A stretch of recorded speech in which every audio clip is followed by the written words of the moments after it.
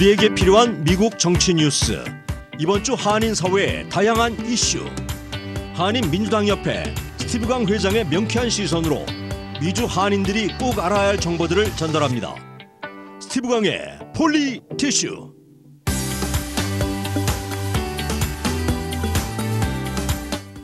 호락호락 목요일 2부 순서는 스티브 강의 폴리티슈 준비되어 있습니다. 한인민주당협회 스티브 강 회장님과 함께합니다. 회장님 안녕하세요. 안녕하세요. 안녕하세요. 네. 회장님도 많이 힘드시죠? 네. 아무래도 네. 빨리 선거가 끝났으면 좋겠습니다. 네. 예, 아마 후보들의 마음도 똑같지 않을까 싶은데요. 네네. 우리 애청자분이 그런 얘기 해주셨어요. 투표에서 투표통에 넣었더니만 진짜로 며칠 후에 잘 받았다고 문자가 왔다고 좋은 시스템 같네요 라고 해주셨어요. 네. 네. 그렇군요. 특히 오늘 이제 플로리다가 굉장히 뜨고 있어요. 네, 그래서 오늘 2부 첫 곡도 플로리다의 노래를 센스쟁이. 굉장히 중요한 경합주죠. 그렇죠. 네. 네. 아니 근데 그 여론조사 결과도 굉장히 재밌더라고요. 어떻습니까? 지금 여론조사가 업다운 뭐 플러스 마이너스 있다가요. 예. 현재 가장 업데이트된 것은 이제 두 후보가 네. 이제 동등하게 이제 타이가 됐습니다. 동률이에요. 네. 와. 그래서 진짜 탑서브로 알 수가 없습니다. 누가 이길지. 근데 플로리다가 중요한 것은 뭐 많은 분들이 아시지만 그렇죠. 지난 2000년도 조지 부시랑 대통령과 그 당시 후보랑 알 골 전 부통령, 빌 네. 클린턴의 부통령 후보가 플로리다 주에서 박빙의 승부를 벌이다가 네. 그렇죠. 거기서 이제 투표 몇백 표 차이로 이제 부시 그 당시 조지 W 부시 후보가 이겼다고 해서 예. 뭐 대법원까지 올라가서 맞아요. 법적인 맞아요. 싸움을 하다가 결국 조지 W 부시 후보가 이겨서 네. 플로리다가 사실상 대통령의 캐스팅 역할을 했죠. 그렇죠. 그 당시에. 네. 그런 것처럼 이번 2020년 대선에서도 플로리다가 굉장히 중요합니다. 근데 한 가지 재미있는 점이요. 네. 이렇게 수십 년 뭐 지난 대선에는 이제 도널드 트럼프 그 당시 후보가 우승한 지역이지만 이게 뭐 왔다리 갔다리 해요. 오바마 대통령도 플로리다 이긴 적이 있고. 아니 지금 네. 이 숫자가 맞습니까? 그 4년 전에 트럼프 대통령이 플로리다에서 0.7% 차이로 이긴 게 맞아요? 네. 항상 아슬아슬하게. 그래요. 네, 아슬아슬하게 이기고 아슬아슬하게 패하고 하기 때문에 네. 이번에도 한 표 한 표가 너무나 소중하고요. 그래서 플로리다 하면 대표적인 퍼플 스테이트라고 합니다. 미국에서는 퍼플 스테이트가 뭐냐? 네. 민주당 하면 블루, 그렇죠. 네, 파란색이고요. 공화당 하면 레드, 빨간색. 그렇죠. 두 개를 네, 합쳐서 퍼플은 양당이 없고 약간 색깔을 섞어서 네, 색깔을 섞어서 어느 쪽으로 갈지 모르는 예. 항상 그런 주고요. 플로리다의 특색을 보면 날씨가 따뜻해서 네. 시니어 분들이 많이 은퇴를 하는 분이기 때문에 네. 은퇴 백인 유권자들 사이에서는 또 트럼프 지지자들도 많고요. 예. 또 반대로 이제 라티노, 쿠바 그 커뮤니티가 굉장히 커요. 예. 쿠바랑 가까워서 그래서 그런 커뮤니티는 이번에는 조금 더 트럼프 대통령을 선호하는 그 트렌드가 보이지만 지난 대선에서는 오바마 대통령을 적극적으로 지지했고요. 네. 그래서 여러 가지 이런 팩터가 있어서 항상 플로리다는 그 굉장히 그 중요한 경합지 중에 하나고 이번에도 네. 트럼프 대통령이 만약 대통령의 재선을 성공을 하려면 네. must win입니다. 꼭 이 플로리다에서 이겨야지만 네. 백악관에 가실 수 있고요. 네. 플로리다에서 지면 뭐 아무리 다른 주를 다 가져와도 네. 거의 불가능하다고 보시면 됩니다. 그만큼 이제 플로리다가 두 후보에게 중요하다라는 그렇죠. 얘기인데 그래서인지 오늘 또 이 시간에도 플로리다의 두 후보가 그러니까 오늘 지금 같이 정성을 왔어요. 들이고 있습니다. 네. 네, 지금 바이든도 플로리다에 있죠. 네, 이거 지금 라이브 상황이죠? 네. 네. 그래서 예. 지금 그런 것처럼 네. 뭐 트럼프 대통령도 본인의 홈 애드레스를 플로리다로 옮기고 그렇죠. 두 후보가 지금 그 플로리다 왔다 갔다 하면서 지금 랠리를 하는데 그만큼 이제 바이든 캠페인은 플로리다를 뺏어오면 그만큼 270의 선거인단 표가 쉬워지고 예. 반대로 그 트럼프 대통령은 플로리다를 디펜드를 해야 되기 때문에 네. 그만큼 엄청나게 치열합니다. 최근에 오바마 대통령도 플로리다에 방문을 해서 랠리를 했고요. 예. 플로리다 어떻게 될까요? 저는 근데 아까 말씀하신 그 배경으로만 보면 백인 시니어 은퇴자들과 그리고 쿠바계 그 라티노들만 보면 사실 공화당 쪽을 많이 지지하시는 걸로 보이는데 예. 개인적으로는 어떻게 생각하세요? 플로리다 이번에는요. 플로리가 저는 민주당이지만 플로리다는 트럼프 대통령이 아주 아슬아슬하게 이길 것 같고요. 아 그래요? 네. 그 다음에 이제 그 다음에 중요한 그 경합주로 올라가 보면 펜실베니아입니다.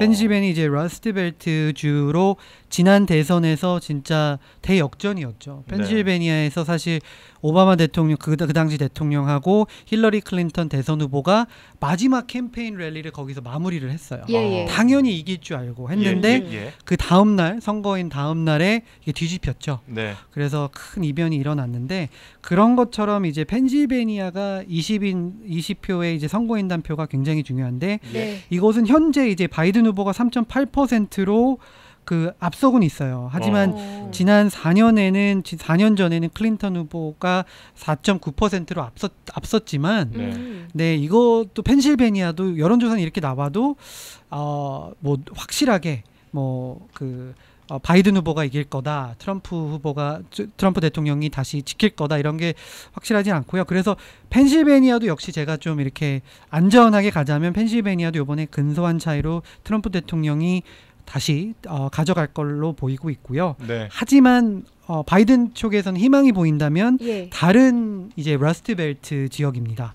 바로 이제 미시간주하고 위스콘신. 네네. 이곳이 사실 저번에 항상 이제 민주당 후보들에게 더 많은 표를 줬고 항상 거기에 주지사나 이런 대표적인 스테이트 인물들이 다 민주당 출신인데 지난 대선에서 이제 트럼프 대통령을 근소한 차이로 이제 가져갔습니다. 네네. 하지만 지금 미시간이나 위스콘신도 왔다 갔다 했지만 제일 최근 이제 폴링 데이터를 보면 바이든 후보가 위스콘신에서는 6.4%로 앞서고 있고요. 예.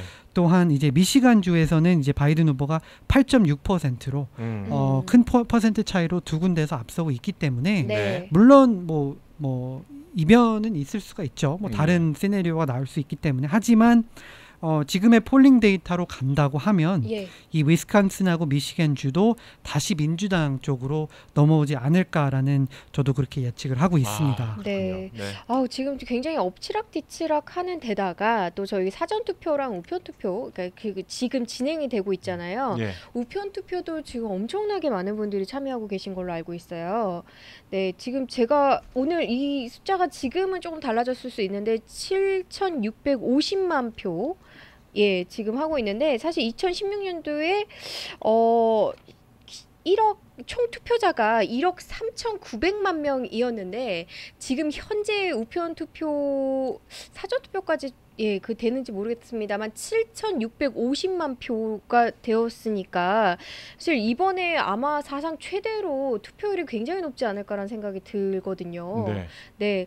그래서 지금 이 투표인단 수가 투표자가 얼마나 많은지 에 따라서도 굉장히 판세가 바뀔 것 같다는 생각이 좀 듭니다. 네, 이곳 이제 캘리포니아에서는 뭐 많이 느낄 수는 없지만 사실 지금 다른 주에서는 지금 폭발적인 지금 반응을 보이고 있어요. 그래서 우편 투표 뿐만 아니라 지금 조기 투표, 현장 투표 이곳 LA 카운티나 오렌지 카운티 쪽에서도 이제 보트 센터라는 곳에서 지금 사전 투표를 하실 수가 있거든요. 그래서 몇 시간 동안 지금 줄을 서서 투표를 하고 있습니다. 그런 것처럼 굉장히 그 뜨거운 그 관심을 보이고 있고요.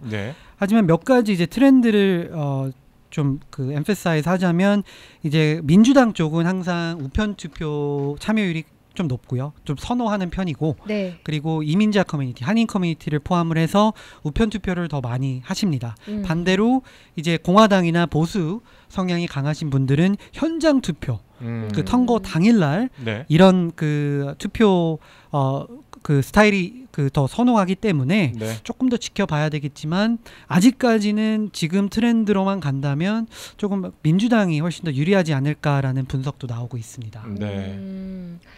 그래서 저희가 이제 더 짚어본다면 사실 그 많은 분들이 이제 지난 이제 대선 결과를 기대를 하고 있어요. 뭐 여론조사도 틀렸고 한데 사실 여론조사 매체에서도 그런 것을 감안을 해서 요번에 사실 트럼프 유권자들을 더 많이 폴링을 하고 더 백인들을 더 많이 그 데이터에 넣고 저번에는 이제 너무 조금 한 거죠. 예상을 못한 거죠. 사실은 그 지난 대선은 여론조사 기관들의 참패였죠. 그렇죠. 네, 정말 어떻게 이렇게 틀릴 수 있는 건가 싶을 정도로 예, 다들 당황했으니까요. 그래서 사실 그걸 각오하고 네. 사실 이번에까지 틀리면 사실 그 모든 여론조사 회사가 문 닫아야 되거든요. 네, 이제 안 해도 되죠. 만약에 그래서 또 틀리잖아요. 그래서 거의 네. 목숨 걸고 하는 것이라고 보면 돼요. 아 근데 이제 네. 그 요즘 그런 얘기 참 많이 하잖아요. 여론도 이제 방송사에 따라서 이제 어느 당을 지지하는 그게 너무 지금 명확하고 네. 그리고 지금 여론조사도 마찬가지로 오늘 또 이제 갤럽 고문이 뭐 트럼프가 크게 이긴다라는 또 이게 나왔었는데 사실 대부분의 여론 이코노미스트도 마찬가지지만 바이든 후보가 이긴다라고 또 완전히 갈리거든요. 그렇죠. 네, 그래서 진짜 선거가 끝나 봐야 알겠는데 음. 사실 선거 끝나고 나서도 문제일 것이다라는 라고 생각하시는 분들이 좀 많이 계시더라고요. 그렇죠. 그래서 이번에 저도 여론조사를 좀 깊숙이 보는 게요. 만약에 틀린다면 네네. 진짜 이 시스템 자체를 좀 많이 바꿔야 되고요. 어. 그래서 그런지 뉴욕타임스 같은 경우는 지금 50대 50으로 해놨어요. 일부러. 아 그래요? 네. 왜냐하면 지난번에 사실 네. 저도 기억을 하는데 저 이거 라디오 코리아에 있었습니다. 그날 밤에 네. 힐러리 클린턴이 패배했을 때 그 당시 제 처음 스튜디오에 들어와서 뉴욕타임스를 오픈해서 그 항상 그 매체가 가능성을 포캐스트를 올려놓거든요. 힐러리 클린턴 90%, 98% 뭐 이렇게까지 굉장히 높았어요. 그랬었어요. 네. 근데 시간이 갈수록 이게 95, 90, 80, 내려갔어요? 70 떨어지더니 어허. 완전히 이제 빗나간 거죠. 예. 이제 거기서 이제 뉴욕 타임스도 어마어마하게 좀 안에서 좀 이제 리폼 개혁 같은 소리도 나오고 해서 많이 네. 시스템이 바뀌었다고 하는 것 같은데 그래서 그런지 모를까 이번에는 네. 뉴욕 타임스가 이제 그 possibility를 50대 50으로 아니 굉장히- 그거는 안 하는 거랑 똑같지 않나요? 네, 그래서 그래서 할수 있는데. 굉장히 이제 조심스럽게 네. 네, 물론 저도 마찬가지고 좀 조심스럽게 저희가 이제 예측을 하는 거로 있고요. 예. 하지만 이번에 좀 중요하게 짚어지고 싶은 부분은요. 예. 사실 지금까지 전통적으로 미국 내의 보수 텃밭이라고 불리는 뭐 텍사스나 뭐 선벨트에 있는 뭐 아리조나, 네바다 이런 주는 사실 지금 수십 년간 네. 이제 공화당 유권자들에게 항상 어필을 많이 받은 그렇죠. 주거든요. 네. 그래서 한 번도 저희 민주당 차원에서도 예. 뭐 텍사스가 우리를 투표해 줄 거다, 음. 아리조나가 우리를 투표해 줄 거다 이런 상상조차 할 수가 없었어요. 네. 예. 그런데 이번에 처음으로 아리조나도 그렇고 네바다주도 그렇고 그다음에 텍사스 주까지 네. 저희가 가서 캠페인을 한다는 게 예. 굉장히 놀랍거든요. 네. 사실 캘리포니아가 어차피 진보 스테이트고 음. 바이든 투표를 할 거니까 트럼프 대통령이 안 오는 것처럼 맞아요. 텍사스도 사실 그동안에 이제 민주당 후보들이 전혀 방문조차도 안 했거든요. 예. 예. 이미 네. 뭐 우리 땅은 아니라고 그렇죠. 생각한 아리조나도 거죠. 마찬가지고요. 근데 이번 선거 캠페인 스케줄을 보면 뭐 라스베가스도 최근에 갔었고요. 뭐 피닉스도 갔었고 네. 뭐 달라스, 뭐 휴스턴 이런 곳들을 직접 양당 후보가 그 방문을 해서 예. 그분 지지자들에게 어필을 한다는 것은 정말 그 미국의 그런 그 유권자 등록이나 이런 데모그래픽이 이제 많이 바뀌고 있다라는 것을 좀 오늘 제가 말씀드리고 싶고요. 그래서 이제 아리조나 같은 주에 특별히 이제 본다면 지금은 이제 바이든 후보가 2.2%로 앞서고 있습니다. 네, 물론 뭐 큰 표 차이는 아니지만 아니 사실 아리조나가 지난 대선에는 밀렸던 주잖아요. 네, 그렇습니다. 그렇죠? 네, 네. 그런데 사실 그리고 아리조나 하면 존 맥케인 상원의원이 대표적인 공화당 리더로서 예. 네. 굉장히 이제 공화당을 상징하는 주였어요. 하지만 이제 아리조나도 이제 백인 은퇴하신 시니어뿐만이 아니라 우리 아시안 커뮤니티 그리고 네. 라티나 커뮤니티가 증가를 하다 보니까 네. 이제 조금 더 진보 성향, 민주당 성향이 좀 더 커졌고요. 그래서 음. 앞으로는 아리조나도 플로리다처럼 좀 펄퍼 색깔로 아하. 변하지 않을까라는 예측이 그렇군요. 많이 나오고는 네. 있습니다. 네. 뭐 심하게 보시는 분들은 이번에 아예 텍사스가 블루로 바뀔 거다라고 보시는 매체도 있더라고요.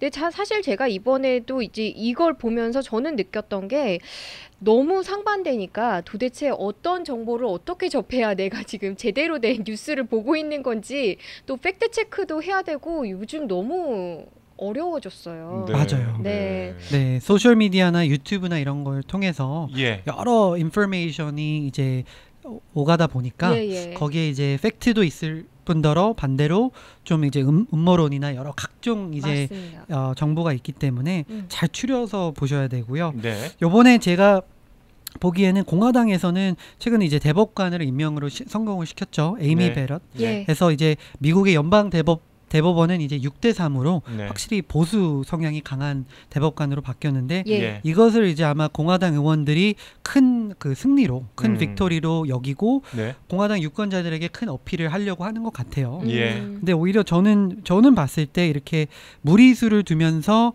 공화당 이제 대법관을 이제 임명을 시켰기 때문에 네. 그만큼의 이제 대가가 역풍이 있죠. 역풍이 있을 것 같다고 보고요. 네. 지금은 연방 상원이 공화당이 장악하고는 있지만 네. 이번 선거에서 오히려 하원뿐만 아니라 상원도 이제 민주당 쪽으로 기울지 않을까라는 저도 그렇게 분석을 하고 있습니다. 예. 네. 그러니까, 그 4년 전에 개표 방송 봤던 기억이 나네요. 그 색깔 여기는 이제 색깔로 막 이렇게 하잖아요, 그렇죠? 이번에도 개표 방송을 쭉 이렇게 지켜보게 될 것 같은데 만약에 초접전으로 끝나게 되면 어떻게 됩니까? 그럴 시나리오도 많죠. 네. 만약에 그런다면 네. 이제 우편 투표가 지금 역사상 굉장히 많이 나오고 있습니다. 그러니까요. 예. 네. 그래서 우편 투표 카운트하는 시간이 좀 많이 걸리거든요. 어느 정도 시간이 예상되세요? 왜냐하면 이곳 그 각 주마다 룰이 다른데요. 네. 이곳 캘리포니아는 그 11월 3일 선거 당일 날이죠. 네. 그날 소인이 찍혀야 되고 네. 17일 안에 각 그 위치하고 있는 선거국 사무실에 도착을 해야 됩니다. 예. 근데 어떤 주는 7일 안에 도착해야 되고 어떤 주는 11월 3일 당일날까지 도착이 돼야 되기 때문에 예. 많은 분들이 기억하실지 모르겠지만 지난 중간선거 때 영김 후보가 선거 당일날 진짜 큰 표 차이로 앞섰다가 우편 투표가 늦게 그래요. 어마어마하게 네. 들어와서 네네. 사실 많은 미디어 매체가 이 약간 오보가 된 당선으로 기사가 났었어요. 났었어요. 네. 뭐 한국 대표 방송들도 그랬고요. 예. 미국도 네. 그랬고요. 네네. 그랬는데 이제 이렇게 많은 그 우편 투표가 이제 늦게 들어올 줄 모르고 그렇게 하다 보니까 비슷한 시나리오가 충분히 있을 것 같고요. 그렇기 때문에 바이든 후보가 그 당일날 아니면 그 다음날 이 그 결과를 확실하게 당선이 되려면 큰 표 차이로 이겨야지 그 발표가 나고요. 네네. 아니면 네. 진짜 몇 주 또한 이제 소송까지 간다면 몇 달까지 걸릴 수도 있다는 불길함도 예감도 있습니다. 그리고 이제 그렇군요. 이게 소송이 되면 이제 대법원으로 올라갈 가능성이 있는 거죠. 네, 대법원으로 올라가면 보수 성향이 강한 연방 네. 대법원이기 때문에 네. 6대3으로 확실히 이제 트럼프 대통령이 유리하고요. 또 반대로 이런 상황은 좀 굉장히 낮지만 네. 만약에 270 선거인단 표를 다 못 얻었다. 네네. 그래서 진짜 뭐 269 두 후보가 다 됐다. 오. 그럴 경우에는 네. 연방 하원으로 토스가 됩니다. 아, 그래요? 근데 연방 하원으로 가면 많은 분들이 그럼 낸시 펠로시가 하원 의장이니까 당연히 민주당이 되겠지. 그거 아닙니다. 아니에요? 룰이 다릅니다. 연방 하원으로 가면요. 각 주에서 한 표를 줄 수가 있습니다. 그러니까 그 의원석으로 가는 게 아니라 예. 그 한 주마다 하기 때문에 주마다. 사실 그 대선마다 사람들이 보고 빨간 색깔이 훨씬 더 많은데 어떻게 뭐 오바마가 이겼지 아니면 그러니까, 어떻게 맨날 이렇게 생각하시는 분이 헷갈려요. 많은데 네. 네네. 그게 이제 시골이나 그 인구가 많은 주에서 민주당이 훨씬 더 유리하기 때문에 그 파란 색깔이 항상 대도시에서만 네. 파랗고 나머지 주는 시골 부분은 다 빨갛거든요. 음. 그런 것처럼 연방 하원을 보면 더 많은 공화당 의원들이 더 예. 많은 주를 확보를 하고 있어요. 아. 이곳 캘리포니아 의원석이 53석이 대부분이 민주당인 것처럼 네. 뉴욕도 그렇고요. 예. 그런 것처럼 의원석은 민주당이 더 많지만 주로 따지자면 공화당이 더 많이 확보하고 있기 때문에 각 주에 한 표입니다.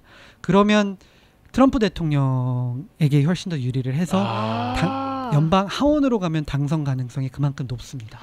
네. 이게 그렇군요. 이게 굉장히 복잡해요. 굉장히 복잡하네요. 네. 그러니까 네네네. 사실 지금 회장님이 설명을 해주셔도 이제 좀 알 것 같다 모를 것 같다 지금 이런 상황인데 이게 만약에 정말 박빙으로 간다고 하면 이걸 일단 국민들한테 이해를 시켜야 되고 그렇죠. 또 그 과정이 있을 거고 그럼요. 그러다 보니까 제가 듣기로는 미네소타주에서는 그 투표날 다른 주에서 사설 경비까지 이렇게 불러다가 투표소를 지킨다고 하더라고요. 네. 그러니까 투표부터가 긴장이 그렇게 많이 고조가 되는데 정말 그러면 저는 한번 여쭤보고 싶은 게 11월 3일 날 일단 저희가 투표를 하잖아요. 네. 그리고 우편 투표를 개표를 이제 할 텐데 네. 일단 그걸로 판명이 나는 시기는 언제로 대충 예상하면 그래서 일단 될까요? 예를 들면 이거 LA 캘리포니아는 8시에 이제 폴링 위치가 끝나고요. 예. 예. 하지만 룰상 뭐 7시 59분에 도착을 해서 줄을 섰다. 네. 그러면 그분은 뭐 12시가 됐던 새벽 1시가 됐던 다 투표하게 해야 됩니다. 아, 줄 네, 서신 네. 분들까지. 그래서 만약에 그날에 네. 줄이 뭐 어떤 주에서는 뭐 8시 닫았는데 아직 뭐 수백 명이 남았다. 그러면 네. 그만큼의 딜레이가 되고요. 아. 그리고 우편 투표를 지금 많이 확보했다고 해서 예, 예. 예, 예. 미리 카운트해 놓으면 안 되고요. 그날 어. 딱 그 투표 시간이 종료가 된 순간부터 예. 카운트가 시작이 되기 때문에 투표 숫자가 더 많을수록 네. 이 딜레이가 더 많이 될 수가 있죠. 네. 그러면 한 11월 말 정도 돼야 대략 윤곽이 나온다고 그럴 볼 수 확률도 있나요? 있고요. 네. 그래서 이제 뭐 트럼프 대통령이 됐던 바이든 후보가 됐던 양쪽이 뭐 압도적인 표로 우승을 하면 한쪽으로 우승을 하면 그 몇 주까지 기다리지 않고 그날 네. 저녁 또는 그 다음 날 알 수도 있습니다. 네. 자, 그러면 이제 사실 영킴 후보도 잠깐 말씀하셨지만 이번에 이제 한인 후보들도 많이 우리 선거에 참여하고 있지 않습니까? 네. 네. 그래서 일단 연방 하원으로 보면요. 네. 총 미국 전국에 5 한인 후보가 출마를 했습니다. 예. 이곳 남가주에는 총 3명이 있고 그 워싱턴주에 혼혈이신 메릴린 스트릭랜드 네. 후보가 있고요. 그다음에 유일한 한인 연방 하원의원 네. 앤디 김 뉴저지 이렇게 있는데 앤디 김 그 뉴저지 그 지역도 사실 펄보 지역이에요. 예. 그 왔다 갔다 하는 지역인데 네. 하지만 앤디 김의 평판도 굉장히 좁고 여러 가지 지금 데이터 분석을 한 결과 재선 가능성이 훨씬 더 높다고 보고 있고요. 네. 네, 그리고 메릴린 스트릭랜드 워싱턴주에 이제 이곳 캘리포니아나 한인 커뮤니티에는 좀 잘 알려지지 않은 후보지만 네. 타코마시에서 시장을 2번이나 하셨습니다. 그래서 그쪽 워싱턴주에서는 굉장히 인지도가 높고 그리고 만약에 이분이 당선이 된다 그러면 최초 한인 여성 네. 그리고 그 주에서 최초 흑인 연방 하원 의원이 탄생이 되는 거기 때문에 네. 이 지역구도 굉장히 이제 민주당 텃밭이기 때문에 당선 가능성이 굉장히 높습니다. 예. 그렇다면 지금 어디가 박빙인가라고 살펴보면 이거 남가주 오렌지 카운티 네. 영김 후보 그다음에 미셸 박스틸 후보가 있는데요. 이 예. 두 후보는 많이 알려진 후보죠. 네. 지난 중간 선거 때 영김 후보 다들 이겼는지 알았는데 다시 이제 그 결과가 다시 반대로 좀 바뀌었고요. 그래서 39지구 같은 경우는 제2의 한인타운으로 불리는 부에나팍이 있고요. 네. 굉장히 한인 밀집 지역입니다. 그래서 예. 제가 사실 오늘 민주당 협회에서 보도 자료로 그 데이터 분석을 해서 한인 투표율이나 이런 것을 다 릴리스를 했어요. 예. 그래서 그 영김 지역구만 바라봐도 지금 한인 투표율이 굉장히 높습니다. 43.5%가 지금 투표를 하셨고요. 예. 거의 50%가 넘었고요. 그리고 그 지역구의 전체 투표율을 보면 36.3%예요. 그러니까 기존 투표율보다 훨씬 더 높은 투표율로 한인들이 적극적으로 투표해 주시고요. 예. 하지만 한 가지 좀 어려운 부분이 이 지역구가 뭐 에드로이스로 오랫동안 공화당 의원이 있었지만 지금은 민주당 유권자가 거의 2만 명 정도 더 많습니다. 그래서 누가 더 많이 나와서 투표하는지에 그 싸움이 될 것 같고요. 그래서 이제 또 미셸 스틸은 이제 48지구로 이제 굉장히 그 잘 사는 지역입니다. 뉴포트 비치도 있고요, 라구나 비치도 있고요. 굉장히 백인 지역인데요. 이곳은 굉장히 더 높은 투표율이 보이고 있고 한인분들은 거의 57.9%. 거의 60% 이상이 투표했는데 안타깝게도 이 지역이 제일 한인이 없습니다. 4천 명밖에 없습니다. 영김 후보는 2만 명이 넘는데 이건 4천 명이 있어. 하지만 박빙일수록 한인 그 유권자분들께서 이제 캐스팅 역할을 할 수가 있기 때문에 이것도 굉장히 좀 지켜봐야 될 것 같고요. 또 이곳 코리아타운, LA 코리아타운으로 오면 데이비드 김 후보가 있는데 이곳은 이제 확실히 이제 코리아타운이나 이 지역구는 인컴 레벨이 굉장히 낮아요. 그리고 그 에듀케이션 레벨도 좀 굉장히 낮기 때문에 투표율이 다른 데에 비하면 낮지만 저조하지만 전체 투표율 30% 그리고 한인 투표율이 거의 40%. 네, 높지만 네, 지금 그러고 있습니다. 네네. 나오고 있기 때문에 예. 하지만 이 34지구는 라티노 인구가 유권자가 한 18만 명이 되기 때문에 네. 굉장히 좀 많고 있고요. 한 가지 좀 아이러니한 부분을 좀 오늘 설명해드리고 네. 싶은 게 데이브 민 후보 많이 이름 네. 들어보셨죠? 예. 가주 상원 후보입니다. 예. 그다음에 최석호 현직 음. 하원 의원. 네. 데이브 민 후보는 민주당, 최석호 의원은 공화당입니다. 네. 근데 둘 다 얼바인 지역을 포함한 가주 하원 상원인데 예. 네. 그 지역이 지금 유권자 숫자를 보면 민주당, 공화당이 거의 똑같아요. 근데 둘 다 응원하자니 한쪽이 더 많이 받으면 민주당이 더 많이 나오면 데이브 민 후보가 당선이 되고 예. 공화당이 더 많이 나오면 최석호 의원이 예. 재선이 됩니다. 그래서 이게 한쪽을 응원하자니 한쪽이 떨어지고 예. 그렇다고 또 민주당이 많이 가면 데이브 민 후보가 상원의원 되고 예. 공화당이 많이 가면 이거 최석호 어떻게 어떻게 해야 됩니까 이거? 운명이 엇갈렸습니다. 이게. 예. 그래서 이게 예. 두 한인 후보고 다른 지역구지만 오버랩이 있기 때문에 이게 얼바인 지역에서 이게 참 애매합니다. 네. 네. 그래서 조금 더 지켜봐야 될 것 같고요. 예. 그리고 이곳 이제 로스앤젤레스 시로 오면 이제 데이비드 류 한인 대표적인 정치인이죠. 네. 네네. 4지구도 굉장히 박빙의 승부가 예고가 되고 있는데 네. 거기에 데이비드 류 지역구가 좀 특색이 다른 게요. LA시 선거구 재조정할 때 LA의 가장 그 잘 사는 동네만 다 포함이 돼 있어요. 그러니까 백인이 거의 80%고요. 네. 그래요. 그래서 행콕 파크, 셜맨 옥스나 헐리우드 힐스. 네, 그러니까 네. 우리 누구나 봐도 부유촌이구나. 그러니까 쉽게 설명드리자면 LA의 강남이 강남 지역구가 이제 데이비드 류 네, 지역입니다. 그래서 그런지 네. 투표율이 항상 높아요. 그래서 거의 전체 유권자의 44%가 벌써 마감을 했고요. 한인은 거의 40% 예. 투표를 해서 굉장히 높은 그 투표를 보이고 있는데 네네. 여기 지금 상대방 후보가 버니 샌더스와 굉장히 진보 그 지지자들이 많이 지지를 하고 있기 때문에 네. 이것이 지금 딱히 이제 데이비드 류 후보 시의원이 다시 재선이 된다라고 말씀드리기가 어렵고요. 네. 그렇기 때문에 한인 투표가 굉장히 더 중요하고 또 마지막으로 이제 이곳 코리아타운으로 오면 10지구 네. 이제 그레이스 유 후보가 있습니다. 네. 네. 이곳을 보면 확실히 이제 10지구가 한인타운을 포함해서 사우스 LA까지 내려가거든요. 네. 그러니까 인컴도 4지구보다는 낮고 네. 그리고 그 에듀케이션 레벨도 더 낮기 때문에 예. 투표율이 전체 투표율 한 30%, 그다음에 한인 투표율은 그래도 더 높지만 한 네. 38% 아하. 정도 해서 이것도 이제 조금 더 지켜봐야 되겠지만 예. 굉장히 이제 높은 한인 투표율을 지금 보이고 있는 지금 트렌드가 나오고 있습니다. 네. 선거 끝나고 나면 며칠 쉬십니까? 한 달 동안 좀 하와이 다녀오려고요. 하와이가 자가격리가 풀려서요. 그렇죠. 네. 풀렸어요? 14일 있었는데. 네, 이제 풀렸습니다. 풀렸어요. 물론 72시간 전에 코로나 테스트를 해서 해야 되지만 네네. 그래서 진심이었군요. 진짜 알아보셨네요? 제가 알아봤고요. 그래서 혹시나 다음 주 목요일은 제가 호놀룰루에서 좋죠. 줌으로 하지 않을까. 좋아요. 와. 좋아요. 그런 생각도 하곤 했는데 네. 주무시고 계시지 않을까요? 너무 기가 다. 그치 이번 투표가 정말 역대로 아마 진짜 역사의 몇 페이지 남을 것 같은데요. 이제 우리 지난번에도 샤이 트럼프가 있었지만 이번에 들어보니까 히든 바이든이 있을 수도 있다라는 얘기를 하더라고요. 그렇죠. 왜냐하면 네. 참 이상한 게 저번에는 이제 내가 트럼프 지지자도 지지자인데도 본인이 지지한다 그러면 혹시 뭐 누구한테 해코지를 당할까봐 말을 못했더니 이번에는 사실 바이든도 네. 저희 네. 민주당 내에서도 네.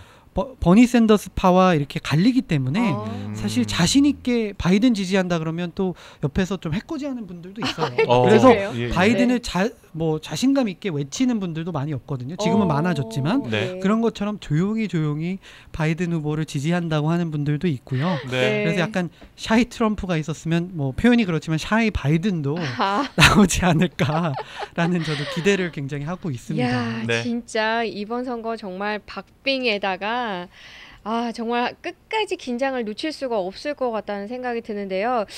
우리 그래도 끝까지 저희 한인들에게 많은 이런 정보들을 알려주시기를 바라겠습니다, 회장님. 네, 네. 네, 지금까지 한인민주당 협회 스티브 강 회장님과 함께했습니다. 감사합니다. 고맙습니다. 감사합니다.